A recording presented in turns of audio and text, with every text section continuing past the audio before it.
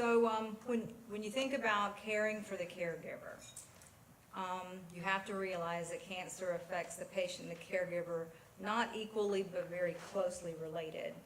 So who is the caregiver? When you think about a caregiver, who do you think about? It's the person who's there that's offering that supportive care, right? It's the person who's walking that path through all those different stages of that cancer diagnosis. It's the one who's there that's listening to them when they need somebody to talk to somebody to scream at, somebody to cry at. When their moods are waxing and waning from one degree to the next, when they're too sleepy to do anything, when they can't feed themselves, or when they're as active as they can be and they're traveling all over the world. The one who's getting them there to their medical appointments, the ones who's there making sure they have all their medications.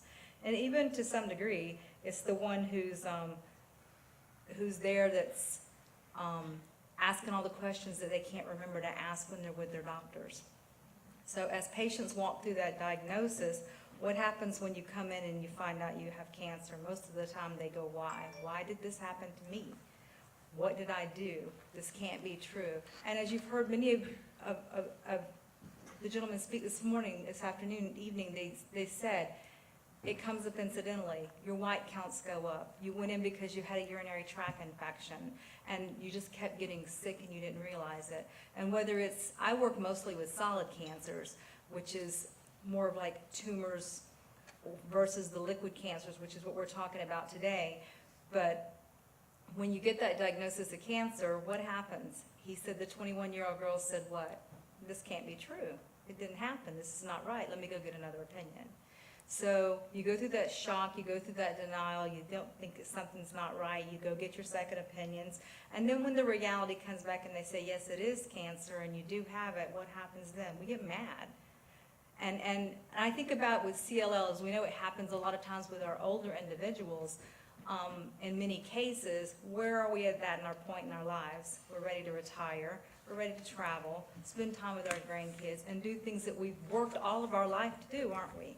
And now we have this diagnosis of cancer that says you're going to have this treatment that may make you feel poorly, may make you sick, may make you tired. And then you get on this roller coaster where you feel better and you might go into remission, and then you're watched for a while, and then it can come back again and you can have to go back through treatment again. So it affects us all, the patient and the caregiver, in many, many different ways. So whether they're going through the bargaining period saying, and I was thinking about when she was even talking about the nutritional things today, the patients that come in, they'll say, well, I'm not hungry, I have no appetite.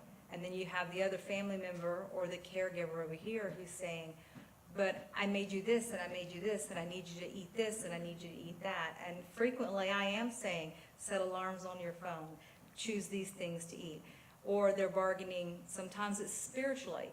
You know, God, if I did this or if I did this, maybe you wouldn't have made me had cancer. Maybe you wouldn't have, maybe I'll get better. So they go through this bargaining phase, and then at some point they go through an acceptance phase where it's like, okay, I've got it, I've been getting this treatment, I'm doing okay with it, but I don't feel good. I'm sad because I don't feel good. I'm sad because I can't go do things with my grandkids. I'm sad because I can't go on that cruise that I've been planning on for the last 10 years. Or they don't have their appetite, or they're losing weight because they're not eating, or they have terrible insomnia, and you're walking that path with them, trying to keep coasting them along, trying to keep moving them in that direction. And then there gets to a point where the patient, and you're going to go through some of these symptoms with them, as far as when they're sad, you're going to be sad. When they're upset, you're going to be upset. And the other thing is, and that I hear patients come in a lot of times and say that I keep losing weight, and the caregiver goes, but I'm gaining weight because I'm trying to feed them, and somebody's got to eat the food, you know? So I hear that a lot. So after you get to the point that you've accepted the fact that you have the diagnosis, you're going through the treatment, you're walking this road of cancer, your caregiver's right there beside you, they're taking you to all these appointments, and the caregiver's making it, and you do good for this long or this long, and maybe it's a year or 2 years, 3 years down the road, the patient might get a little more debilitated or less debilitated. I want you to remember a couple of key things. That you're not alone, right? And that you have to recognize that it's okay to have the feelings that you have. It is okay to be sad that your life has changed at this point and that you're having to focus so much in a different direction. And it's okay to get mad because we have planned to do this all of our life. We were going to travel to Alaska this year. We were going to take that 6-month cruise next year, and we can't do that. And it's okay to grieve over the life that you've lost that you thought you had. And it's okay to feel guilty because you're sad and because you're mad and because you're grieving. It's okay to do that. And when people get diagnosed with cancer, and I'm sure some of you have seen this, everybody's out of the woodworks. Everybody shows up at one time. Everybody's going to be there to help you. But then as you walk through the illness a little longer and a little longer and a little longer, people start living their lives. And they start doing their own things. I heard someone come in just the other day and said, you know, my kids were there every single week, but now I'm lucky if I see them every 2 weeks or every month because she's got to take Johnny to the ball game and she's got to take them to soccer. So you get that loneliness. You feel like you're the only one there at that point. You're the only one there that's there to take care of that loved one. But remember, it's okay to have all these feelings and to forgive yourself, and it's okay to cry. And even if you have to walk outside and grab the pillow and put it over your face so nobody hears you and scream, it's okay to do that. And you have to learn to focus on what's important. You have to set some goals and think of the things you want to do.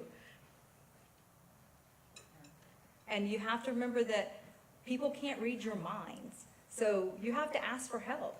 If you need somebody to come in and help you because you need a break, you want somebody to come in and cook a meal, you want somebody to come in and help with the yard, help with the house cleaning, to do some of the household chores, nobody knows that if you don't know it. They don't know how tired you are if you don't ask for that help.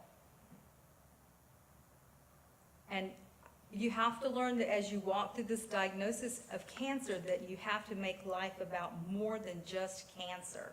Because we get so involved with the initial diagnosis of cancer and the chemotherapy and the treatments and how we're getting to this treatment, to this treatment, to this treatment, and this scan, or this blood test, or this bone marrow aspirate from one to the next, that life is nothing but cancer.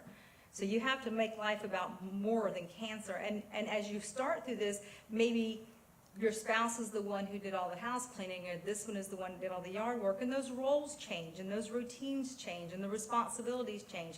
You're now having to pay all the bills when the spouse paid all the bills.